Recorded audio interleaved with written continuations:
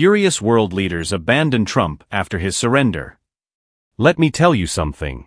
The walls are closing in, and not on the people you might think.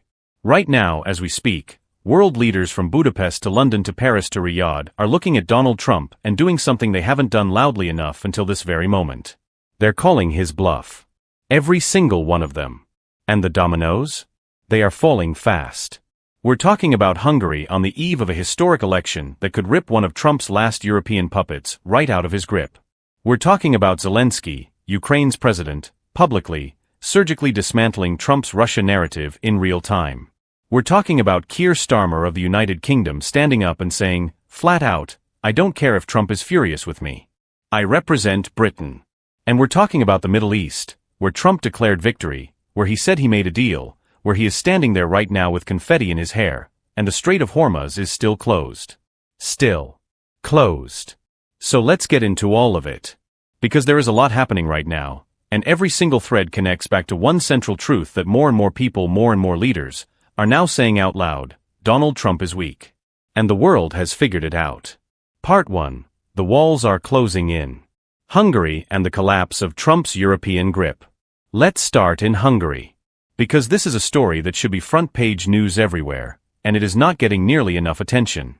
Viktor Orbán, Trump's guy in Europe, Putin's puppet in Budapest, the authoritarian that J.D. Vance flew over to Europe to personally campaign for, is in serious trouble. The election is April 12th, folks. That's 2 days away as we're recording this. And the opposition leader, Peter Magyar of the Tisza party, now has a 70% chance, 70%, of ousting Orbán. 70%. That is not a coin flip. That is a collapse. And here's the beautiful irony of all of this. J.D. Vance went to Hungary. He stood there, praised Orbán, essentially told the Hungarian people, this is your guy, vote for him. And the Hungarian people looked at that and said, no. Actually, hard no. Because when the second-in-command of the American regime flies to your country and tells you who to vote for, that's not an endorsement. That's a warning label. J.D. Vance's visit was the kiss of death for Orbán's campaign. Full stop. And you've seen the footage coming out of Hungary. Tens of thousands of people, potentially hundreds of thousands, flooding the streets. Not for Orbán. Against him.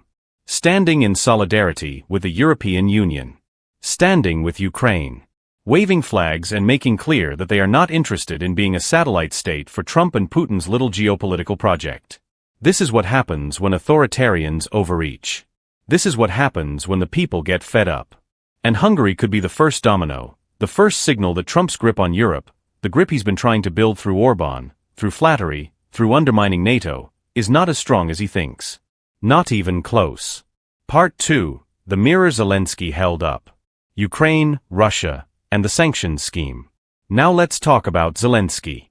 Because what he posted recently, and I want you to really sit with this, is some of the most precise, devastating political commentary we have seen from any world leader in this entire saga. Here's what Zelensky did. He asked a simple question. A devastatingly simple question. He said, Trump lifted sanctions on Russian oil because of the war in the Middle East, right? That was the justification. Okay. Now there's a ceasefire in the Middle East, or at least Trump says there is. So why haven't the sanctions on Russia been reimposed? If the reason for lifting them was the crisis in the Middle East, and that crisis is now supposedly over, where are the sanctions? And he didn't stop there. Zelensky went further. He said, in my view, Russia played the president of the United States. The Russians lied about the role their oil supplies played in keeping energy markets stable. And then, and this is where it gets sharp, he said, I heard that Russia wanted Americans to buy certain energy assets in Europe belonging to Lukoil. And I ask myself, if I want to sell sanctioned energy assets, what do? I come up with a scheme to lift the sanctions. How else could I sell them? Read that back. Let it sink in. Zelensky is essentially laying out clearly and calmly that the entire sanctions-lifting exercise may have been engineered by Russia, as a scheme, to unlock the sale of energy assets. That Trump and his people may have been used. Or worse, may have known exactly what they were doing and did it anyway. And then Zelensky pivots. He points to the ceasefire in the Middle East and he says, look, if the United States has the strength to secure a ceasefire there, it has the strength to secure one in Ukraine. Especially since Ukraine supports a ceasefire. Ukraine has always supported a ceasefire. So why won't Trump push for one? Why is it so easy to stop a conflict when it's convenient for Trump, and impossible to stop one when it would help Ukraine? He's not just calling Trump's bluff. He's holding up a mirror. And what you see in that mirror is a man who has been running interference for Vladimir Putin since day one. And speaking of calling Trump's bluff, Keir Starmer. Finally, the UK Prime Minister is speaking with clarity, and it is long overdue. Starmer came out and said what a lot of people have been feeling. He said he is fed up, because families across his country are seeing their energy bills go up and down because of the actions of Putin and Trump. And notice what he did there. He lumped them together. Putin and Trump. Because that's the crew. That has always been the crew. And when a reporter asked him, "Donald Trump is furious with you for refusing to join the attacks on Iran. Is your relationship with him in tatters?" Do you know what Starmer said? He said, "I act in the British national interest. I will only take military action that has a lawful basis and a viable, thought-through plan." That was the right position for the United Kingdom. And nothing is going to deflect me from that. That is a sitting Prime Minister looking into the camera and saying, "I don't work for Donald Trump. I work for the British people. And if Trump doesn't like it, that is his problem." That's not just a political statement. That's a line in the sand. And it matters enormously, because when America's closest ally, the UK, is publicly distancing itself from a military action and refusing to call it lawful, that tells you everything you need to know about what Trump actually did in Iran. Part 3, the Strait, the Gulf, and the humiliation. Iran, the Middle East, and who actually won. Now, let's pull back and talk about what's really happening in the Middle East. Because Trump went out there and declared a ceasefire, declared a victory, told everyone he made the deal of the century, and the Strait of Hormuz is still not open. Let that land for a second. The Strait of Hormuz, one of the most strategically critical choke points on the planet, through which a massive share of the world's oil supply flows, Iran is still controlling it. Still. With an iron fist. There have been virtually no tankers leaving through the strait since the so-called ceasefire was announced. A handful of Iranian-flagged cargo ships going into Iran. That's it. Oil prices are still elevated. And Iran is sitting there, holding the keys. So what does the rest of the world do? They adapt. And they adapt in a way that completely humiliates the United States.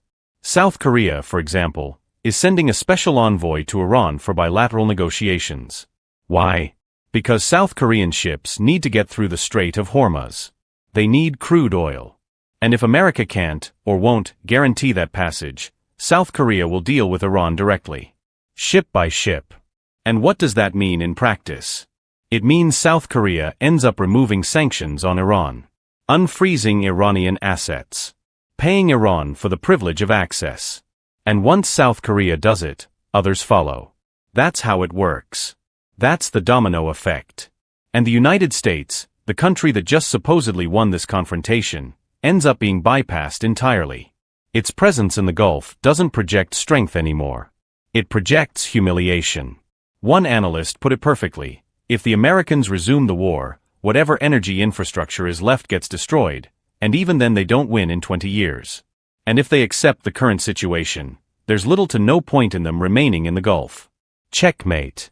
Iran, a country Trump bombed, is still controlling the Strait of Hormuz and dictating terms to the rest of the world. And America's allies in the region? The UAE, Saudi Arabia, Qatar, they are livid.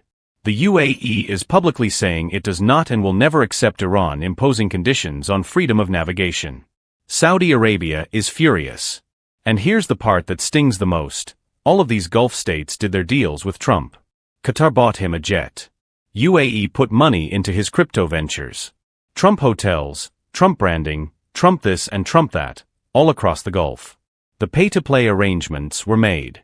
And now these countries are sitting there realizing, we paid, and Trump didn't play. This is Trump's Atlantic City moment. Except instead of a casino, it's the entire American security umbrella in the Middle East. Bankrupted. And the countries that bet on him are left holding the bill. And here's where it gets even more infuriating. While all of this is happening, while the Gulf states are reeling, while the strait is still blocked, while Iran is calling the shots, Middle Eastern countries are quietly turning to Ukraine for security partnerships. That's right. Saudi Arabia, Qatar, Jordan, they are cutting deals with Zelensky. Because Ukraine has developed some of the most advanced drone interception technology, offensive drone systems, unmanned maritime vessels, born out of sheer necessity in the face of Russia's invasion. And these countries want in.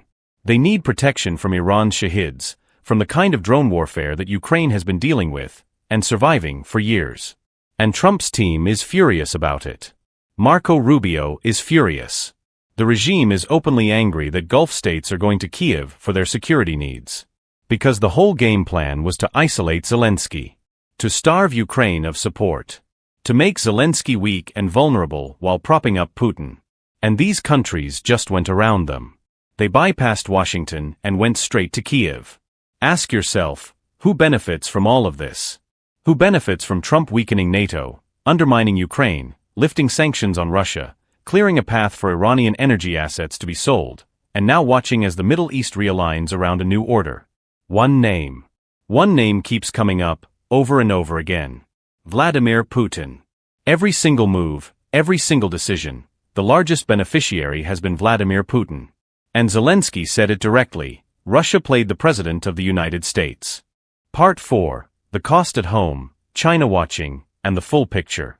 Americans paying the price while she plans his move. Now let's talk about the economic reality hitting regular Americans right now. Because while all this geopolitical theater is playing out, families are paying the price at home. 1 year after what Trump called Liberation Day, his tariff announcement, new data shows the average American family has already paid over $1,700 in tariff costs since Trump took office. Over $231 billion in total costs nationwide. And now energy bills are surging on top of that. Gas utilities are up 11%. Electricity up nearly 5%. In states like Michigan, more than 80% of customers are expected to see even higher electricity bills this year, directly tied to tariffs and the rollback of clean energy investments. And here's what's buried inside Trump's new budget that is not getting nearly enough attention. He is proposing to eliminate LIHEAP, the Low-Income Home Energy Assistance Program. The program that helps low-income families heat and cool their homes. Millions of Americans rely on it. And while prices are going up on every front, tariffs, energy, instability from the Iran conflict, he is simultaneously ripping away the safety net for the most vulnerable families in this country. That is not a side issue. That is a policy of cruelty dressed up as fiscal responsibility. Let's zoom out to France, because Emmanuel Macron has had enough too. And what he said recently is worth sitting with. He said, and I'm going to paraphrase here because the translation says it all, there's too much talking and it's going in too many directions. The world needs stability. We're talking about peace, about war. We're talking about the lives of real people. And everyone is paying the consequences. Americans, Europeans, Asians. Every single person on this planet is absorbing the cost of this chaos. And then he said the line that cuts through everything. When you want to be serious, you don't say the opposite of what you said the day before, every single day. That's Macron. That's France. Talking about Trump. Saying, you are not serious. You are not a serious leader. And the world can see it. And then there's China. Because while everyone is focused on the Middle East and Hungary and Ukraine, Xi Jinping is playing a completely different and far more dangerous game. Trump is set to visit China in May. And apparently Trump is excited about it. Know why? Because Trump wants the photo op. He wants to stand next to Chinese soldiers lined up at attention, feel the pageantry, feel powerful, feel like a king receiving a state visit. That's what Trump is focused on. The aesthetics. The moment. And while Trump is thinking about the photo, Xi Jinping is thinking about Taiwan. This past week, Taiwan's main opposition leader completed what she called a self-styled 6-day journey for peace through China. She toured the country, met with Chinese officials. And while her official position is not reunification by force, everyone who's paying attention knows what's really being arranged in those back rooms. And the military picture makes Xi's calculations even more dangerous. Trump's war in Iran forced the redeployment of Patriot systems and THAAD anti-missile batteries away from South Korea. Weapons meant for Taiwan were diverted to the Middle East. The security blanket that America was supposed to be providing for Japan, South Korea, and Taiwan, shredded. Diverted. Weakened. So Xi Jinping is sitting there watching Iran fight back against the most powerful military on earth and hold the Strait of Hormuz. And he's thinking, if a country like Iran can do that, what does that mean for Taiwan? What does that mean for China's ambitions? The answer is, it means the window may be opening faster than anyone expected. Because Trump has shown the world, in real time, what American weakness looks like. And China is taking notes. And one more thing. Because the United Kingdom caught something last week that deserves attention. 3 Russian submarines were detected near British waters, near undersea cables and pipelines. And the UK Defence Secretary came out and said directly publicly to Putin, "We see you. We see your activity near our cables and our pipelines. And any attempt to damage them will not be tolerated and will have serious consequences." Think about that. Russian submarines, probing critical undersea infrastructure near the United Kingdom, as Russia watches Trump capitulate in the Middle East, as sanctions get lifted, as NATO fractures, as Europe scrambles. Putin is testing every edge, every limit. Because when your primary protector in the West is busy giving you everything you want, why wouldn't you push further? Conclusion. So let's bring it all home. Because here's what we're really seeing, and I want you to see the whole picture. Donald Trump entered the world stage promising strength, promising deal-making, promising that he alone could solve everything. And what we are watching right now in real time is the total collapse of that illusion. Hungary is on the verge of rejecting his puppet. Zelensky is publicly dissecting his relationship with Putin with surgical precision. Starmer is saying, "I don't work for you." Macron is saying, "You're not serious." The UAE and Saudi Arabia are realizing they paid and Trump didn't deliver. Iran is still controlling the Strait of Hormuz. China is watching and planning. And through all of it, through every single twist and turn, one person keeps coming out ahead. One agenda keeps getting advanced. And it is not America's. It is not yours. It is Vladimir Putin's. The world has figured it out. World leaders have figured it out. And now they're doing what Zelensky has been doing from the beginning. They're calling the bluff. They're saying, "We see what you're doing. We see who you're doing it for. And we're not going along with it anymore." The question is, are enough people here at home watching? Are enough Americans paying attention? Because the cost of not paying attention is being paid in higher energy bills, in gutted assistance programs, in a shredded security architecture, in a world that trusts the United States less with every passing day. We're going to keep watching. We're going to keep calling it out. Every step of the way. That's what we do here. Hit subscribe. Share this video with someone who needs to see it. Let's get to 7 million. Leave a comment below. Tell me what you're seeing on your energy bills. Tell me what you think about all of this. I read every single one. Independent media only survives when you show up for it, and you have been showing up. So thank you. And we'll see you in the next one.